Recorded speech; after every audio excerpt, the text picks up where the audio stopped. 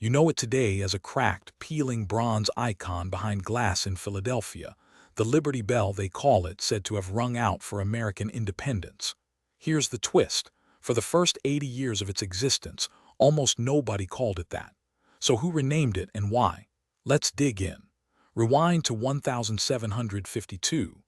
Pennsylvania's colonial government orders a bell from London's Whitechapel foundry, meant to hang in the State House, the building we now call Independence Hall. The order specified a bell heavy enough to be heard across a growing city, and what arrived weighed in at roughly 2,080 pounds, cast from a mix of copper and tin. But the very first time anyone struck it to test the sound, disaster, it cracked. Rather than ship it all the way back across the Atlantic, two local Philadelphia founders, John Pass and John Stow, took matters into their own hands. They broke the bell apart, melted it down in a makeshift foundry, and recast it right there in the city, adding a bit more copper to the mix in hopes of making the metal less brittle. Around its crown, they cast an inscription pulled straight from the Book of Leviticus in the King James Bible: "Proclaim liberty throughout all the land unto all the inhabitants thereof."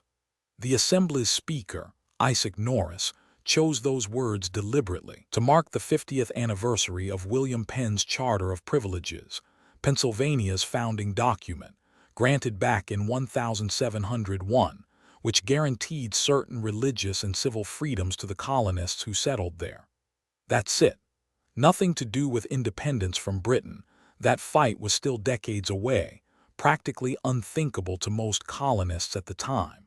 In 1752, this was just a hefty new state bell with a Bible verse wrapped around it, ordered to celebrate a 50-year-old charter. And for most of its working life, that's exactly how people treated it. No poetic name, no reverence. Government records, newspapers, city residents, they called it the State House Bell, sometimes just the Old State House Bell. About as romantic as calling something the office phone. It rang to summon the Pennsylvania Assembly into session. It rang for public announcements for elections, occasionally to warn of fires. When it cracked again over the years, bells of that era cracked often. It was almost expected.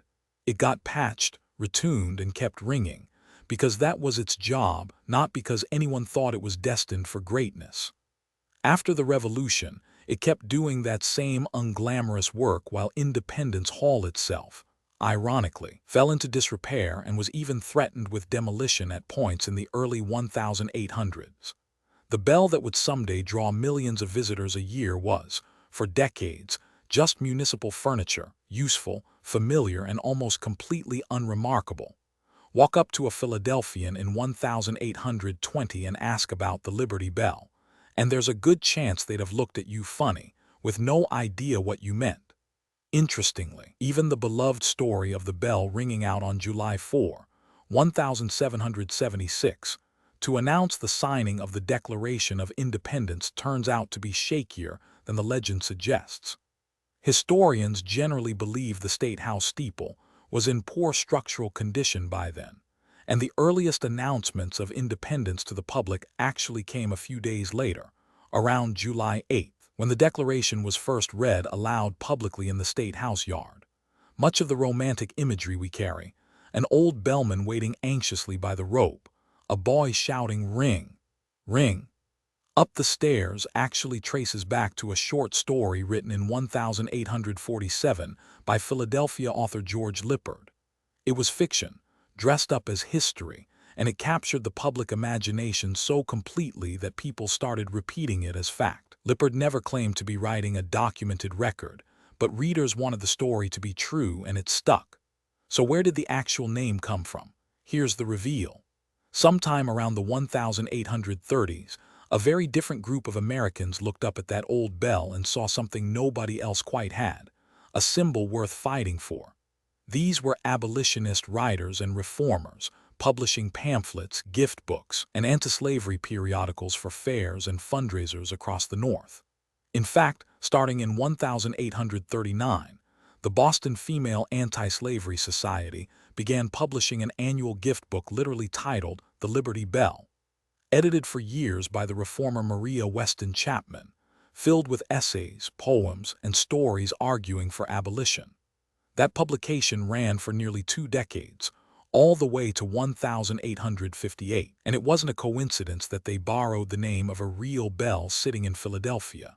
These reformers zeroed in on that old inscription, "Proclaim liberty throughout all the land unto all the inhabitants thereof." To them, that wasn't old scripture tied to a Pennsylvania charter anymore. It was a mandate. All the inhabitants.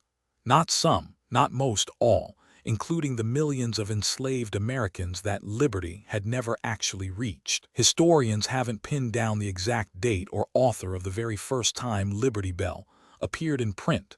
The record's genuinely a little fuzzy there, and it's worth being upfront about that.